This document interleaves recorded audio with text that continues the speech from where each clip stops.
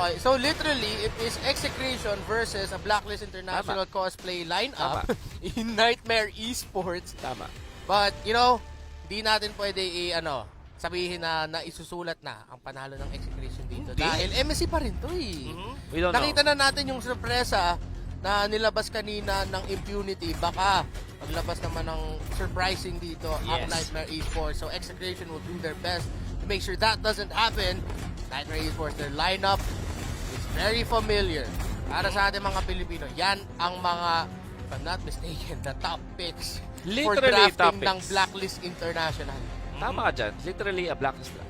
Yes, pero we all know that this kind of draft coming from Nightmare, wherein yun nga, sanay tayo na makita to with Blacklist, is that this works during the mid-game, lalo na pag nagsasama-sama na sila, kaya nga natin nabuo yung Ube strategy na wherein magsasama na doon yung Estes together with Rafaela and the Granger. Pero for Execration side, magaling sila sa mga ganitong klase ng mga counter engage. So ang gagawin nila pagka nagamit yung mga heals nila, saka pa lang sila magsa-strike. Yeah, and then at the same time, paano gagalaw ang Execration sa mapa? Yung ginawa nila sa Blacklist International nung Grand Finals natin is split it lang. Yes. Hindi nila hinanap yung laban kontra sa Blacklist. Nag-split lang sila ng mapa.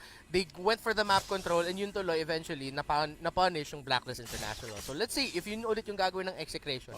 Wolf, para sa'yo, yung presence ng Akai dito ni Zapnu, is it gonna be disruptive enough sa team fights? Yep. Nakita na to ng isang team na mula sa Pilipinas, ang Onyx PH laban sa mga Estes types of draft at naging successful ang Akai, kumbaga ni Zapnu.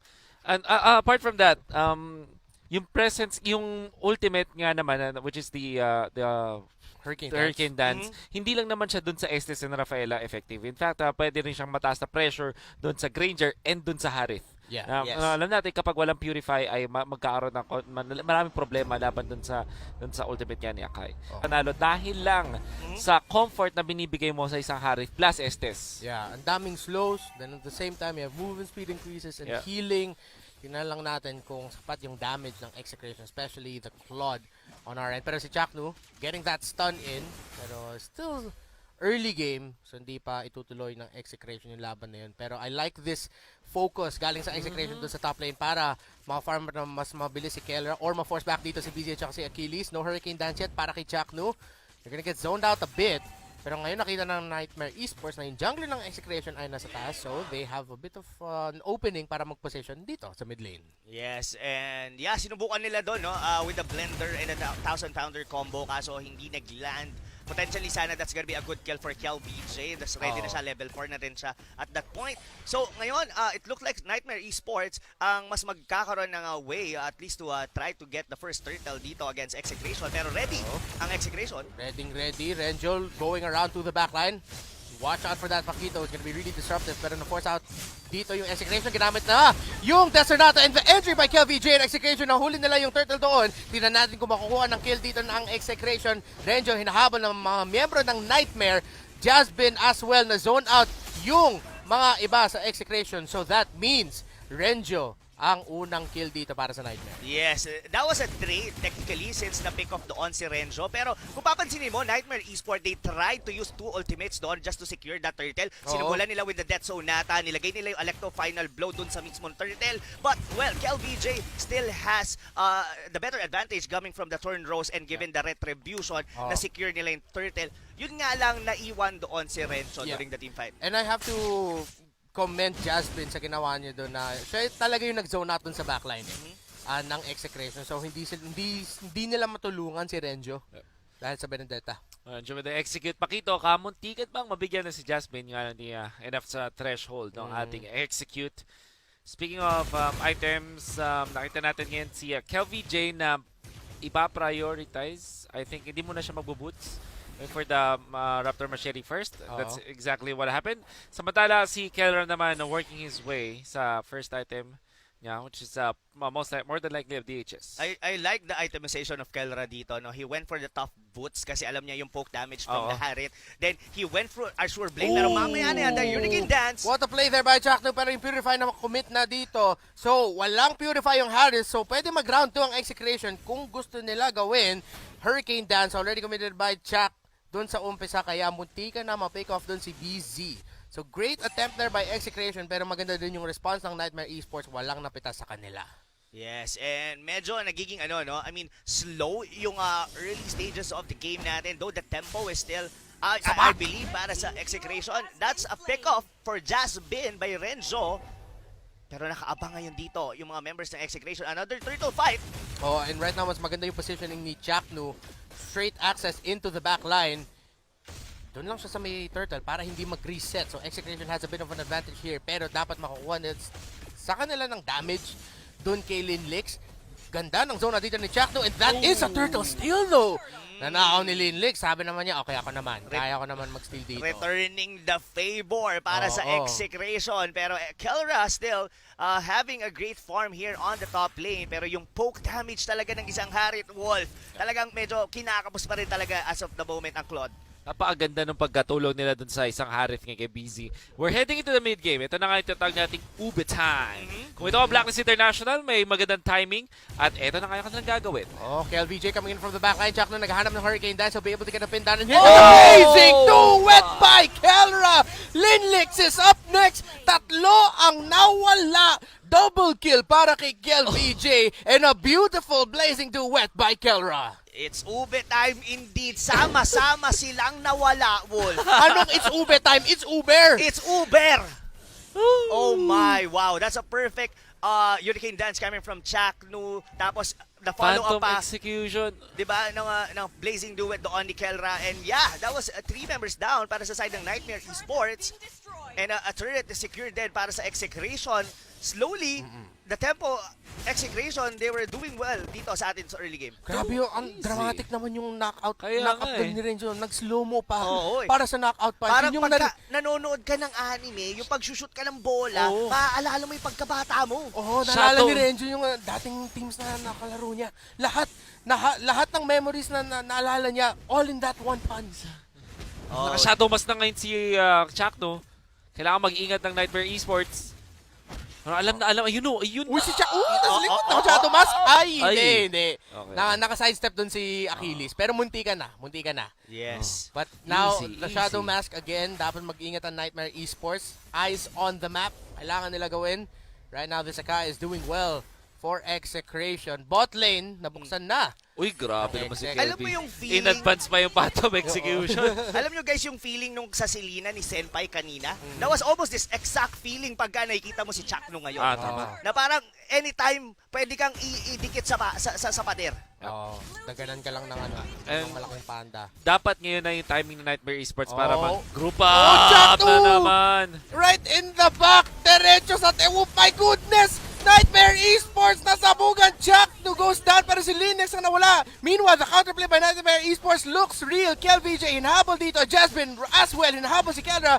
Kelra gets away. 1-for-1 lang ang nangyari pero muntikan na yun. Again, you have to watch out for that Akai. Yes, the pick-off siya doon pero that was a risky move indeed para dito kay Zapnu. Pero napin down niya yung dalawa. It just so happened na sa ilalim pa sila ng torre noon.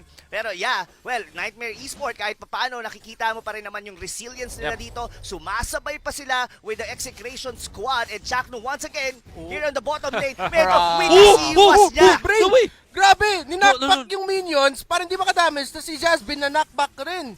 Kulang pa sa kanya yung yung ginawa niyang tinulak niya lang yung mga siege minion. Gusto niya may konting pin down pa dun sa Benedetta. Styling with the Akai. Buti na lang din. I mean, fortunately para kay Jasmine, malayo-layo pa si Zapnu. Pero imagine mo yung real world manipulation doon! Po, the damage coming out from this Lancelot. KLVJ will be able to get away and that is gonna be Zapnu backing him up. Yung real world manipulation si masyado Chuck. masakit. Pero ito na naman si Zapnu Hurricane Dance. Palayo though. Si BZ and Achilles and Renzo KLVJ will not be able to deal damage. Pero the control, the momentum ay nasa side pa ng Execration. Grabe si Kung Fu Panda rito, guys. Talagang, alam mo yung parang pasok lang ng pasok. Kada cooldown ng Hurricane Dance, walang sinasayang dito ang Execration squad. Regardless, kumbaga, nagamit nila yun. Yes, walang na-pin down doon si Zapnu. Pero almost mabasag nila yung torre. Nagagamit nila pan-zone out. Ngayon, nadidisrupt dito ang Nightmare Esports. Nawawala sila sa sarili nilang formation. Oo. Sila nag-uube, Execration nagpo-push. So again, this is exactly what they did nung kinalaban nila ang Blacklist International sa finals. And then at the same time, again, na-mention nyo yung dati nag-pick up sila ng Hylos, and now this time, it's the Akai they got to pick up in a sort of a similar situation na naranasan nila in one of the final games, or I believe that was the final game of the finals. And so far, grabe, yung Hurricane Dance ni Zapnu on point, pang-disrupt, pang-palayo, pang-padikit. Everything is going well for Execration right now. Kuha pa yung purple buff. KLVJ, tempo is key para sa Execration. Hindi na sila titigil. Uunahan nila yung ube. Hindi makakahinga yung Nightmare Esports. Kailangan nilang mag-ingat! Zapnu na naman! Real world manipulation! At saka yung blazing duet, nakita ko na to! Nangyari na to, pero mas marami yung kills na kukuha ngayon. Pero Nightmare Esports hindi pa natutumba. Lumalaban pa sila. Double kill para sa Benedetta. Oh no! Execration na turn around dito. Nightmare Esports the response. Ang ganda rin ang ginawa ng Nightmare doon. Soul holding on long enough as well as Achilles para makapag-heal sila sa teammates nila. Well, at the end of the day, nasa ilalim pa rin sila doon ng Torre. Tama. Yes, ang ganda sana ng initiation coming from the Hurricane Dance. Na follow up yun ni Zapnu with the real world manipulation. Pero the mere fact na nakakapag-micro ang mga members dito ng Nightmare Esport under the turret, yun yung naging problema para sa Execration. Saan naging problema kasi pag under the turret ka tumalon bilang Akai at na-up and down ka, parang nanonotice kay parang ano ba, magstay ba ako sa Torre o sasarguhin ko na lang ito palayo. And unfortunately, para sa Execration, sinargo na lang nila. Kasi dahil doon ay walang nandoon sa loob ng real world manipulation at kaya din naman nalugi yung Execration. Yeah, then at the same time, nakita din natin yung pag-boost ng movement speed. Working out really well here for Nightmare Esports with engages like that. I think that's one of the reasons kung bakit nahirapan medyo si Zapnu na makapin down na mas marami pa. Yeah. Dahil naka-movement speed buff yung iba. Tapos, meron din slows coming in from the Estes, yung Zaman Force ng Harith. So, maganda din yung pang-response ng Nightmare Esports sa laro ng Execration. Agree with the movement speed. Lalo na doon sa Hunter Strike. It's a perfect item coming from Lin Lix na nakaka-micro siya, nakakagalaw siya over all the team fight. Hindi lang rondo yung kanyang parang assurance just to get away on certain team fight. Pero, for Execration right now, they still have the tempo and could potentially try to take this turtle. Pero they have to play it a little bit slow. Kumbaga itong Torre sa gitna na to, they might want to put it down or at least wag silang lumaban ulit sa ilalim ng Torre. Ganda nung items na napili ng Kelra. Going for Thunderbelt for little bit of sustain tapos may slow na rin mula sa mga speed boost at na-trap nila si Achilles. Achilles with the stun, Holy Baptism, pero siya pa rin ang napitas doon ng Execration. A kill for KLVJ. Achilles is down 5 versus 4. Ano gagawin na ngayon dito ng Nightmare? Si Renzo nagsisplit push, pero ito yung blazing duet ni Kelra. Real world manipulation rin. Yun, a kill onto Achilles. So wala nang healers dito ang Nightmare Esports. There could be another kill for Execration. That is another kill. BZ ay nawala. And ngayon, Execration, nakuha nila yung target na gusto nila kunin. Isa sa mga healer. Lugi na ang Nightmare Esports. Lugi talaga sila.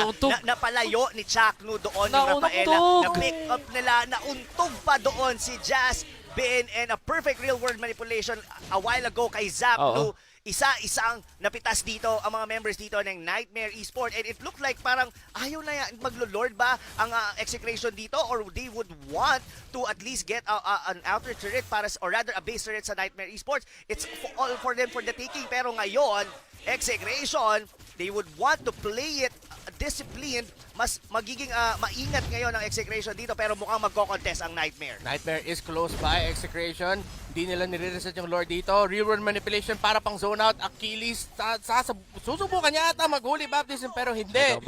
Hindi na enough. And Zapnu with the 1,000-pounder forward. Soul gets taken out at Execration na naman. Victory after victory. Nakakuha ng pick-off, nakakuha ng Lord. 20 seconds bago makabalik dito si Estes. So, this is gonna be a full 5-man defense pa naman para sa Nightmare Esports. Yes, and well, they have a decent minion wave clear. Meron silang mga Electro Final Blow para dito kay Jasmine. Meron din sila ritong si BZ, which is the Harit, could potentially take the first Lord. This is a Luminous Lord, mind you guys. Pero, the question is, what will Zapnu do? Kasi siya yung nagiging X-Factor talaga dito sa Execration. Yung mga pick-off na nagagawa nila, it's all about this Panda. It's all about Zapnu getting the place.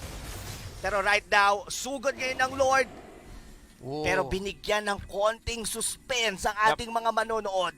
Ang ganda ng ginawa ng Kelra dun sa Clash, yung pinanalo nila Clash with a wipe. Lalo na yung talo niya. Kasi alam niya may Thunderbelt. Yeah. Para magagawa na lang ng Nightmare Esports Tour is yung sobrang swerte. Hindi naman sa swerte, pero mahirap gawin na holy baptism habang nagbe-blazing duet. Yes. Yung ultimate ni Rafaela, yun yung makakahuli doon. Pag nagbe-blazing duet na si Kelra. Pero hindi mo pipigilan, pero mahinto mo pag hinahabol ka. Pero si Zapnu na naman, grabe na huli si Jasbin. That is gonna be another kill, a mega kill para kay Kelra. And for Execration, wala nang inhibitor turrets dito ang Nightmare Esports. What was once a nightmare for Execration nung nakalaban nila ang Blacklist International dun sa Grand Finals is looking like a dream here in the MSC group stage. Look at that.